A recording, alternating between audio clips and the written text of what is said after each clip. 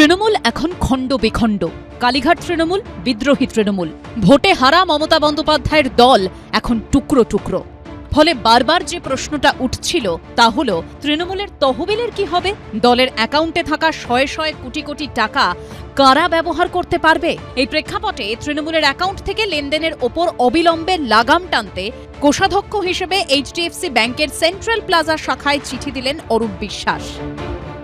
যার জেরে আরও কোণঠাসা হল কালীঘাট তৃণমূল। চিঠিতে অরূপ বিশ্বাস স্পষ্টই লিখেছেন, বর্তমান বিবাদের নিষ্পত্তি না হওয়া অবধি যেন এই অ্যাকাউন্ট থেকে কোনো লেনদেনের অনুমতি না দেওয়া হয়। এই অনুরোধের একমাত্র উদ্দেশ্য দলের তহবিল সুরক্ষিত রাখা এবং অনুমোদনহীন লেনদেন আটকানো। ফ্রিজ করার জন্য অ্যাকাউন্টের টাকা ওটা দলের ব্যাপার, ওটা নিয়ে এখন এই মুহূর্তে কিছু বলবো না। তিনি মনে করেছেন যে এই চিঠিটা না দিলে হয়তো যে অ্যাকাউন্টটি তৃণমূল কংগ্রেসের রয়েছে সেটাতেও কিছু অনিয়ম হতে পারে।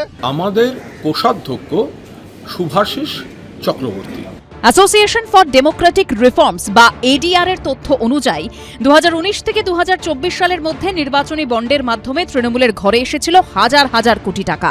মমতা বন্দ্যোপাধ্যায়ের দল পেয়েছিল 1592 কোটি টাকা।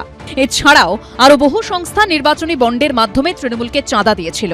এরপর নির্বাচনী বন্ডের মাধ্যমে রাজনৈতিক দলের তহবিল সংগ্রহ অসাংবিধানিক বলে রায় দিয়ে তা বন্ধ করতে বলে সুপ্রিম কোর্ট।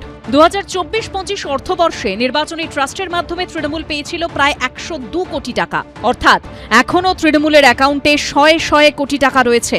শেষ অবধি কে পাবে তহবিলের অধিকার?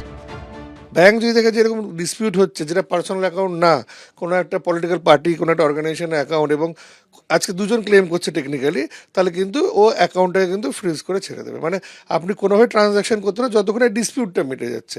যদি টেকনিক্যালি দেখা যায়, যাবে ক্লেম হয় যে অ্যাকচুয়ালি এই যে দলটাই অন্য কেউ যদি ক্লেম করছে, আমরা যেটা দেখতে পাচ্ছি বিভিন্ন জায়গায়, তাহলে কিন্তু ডেফিনেটলি সেই রেজলিউশনে প্রশ্নচিহ্ন থাকবে।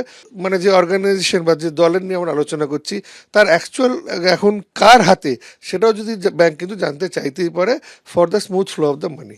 এই পুরো বিষয়টা অত্যন্ত সন্দেহজনক। অরূপ বিশ্বাসের নিজের বিরুদ্ধে অনেক দুর্নীতির অভিযোগ, তার থেকে নজর ঘোরানো, এবং তিনি তৃণমূল কংগ্রেস, কালীঘাট তৃণমূল কংগ্রেসকে বিপদে ফেলার জন্য এই চিঠি, এবং অন্য যে শিবির রয়েছে তৃণমূল কংগ্রেসের তাদেরকে একটা বার্তা দেওয়ারও এই চিঠি হতে পারে। এখন এই চিঠির মাধ্যমে কার হাত শক্তিশালী হবে, কালীঘাট তৃণমূল নাকি ঋতব্রত বন্দ্যোপাধ্যায়ের তৃণমূল, সেটাই এখন দেখার। সব মিলিয়ে তহবিলের নিয়ন্ত্রণ কার হাতে থাকবে তা নিয়ে টানাপোড়েন চলছেই। এবিপি আনন্দ। এবিপি আনন্দ, এগিয়ে থাকে, এগিয়ে রাখে।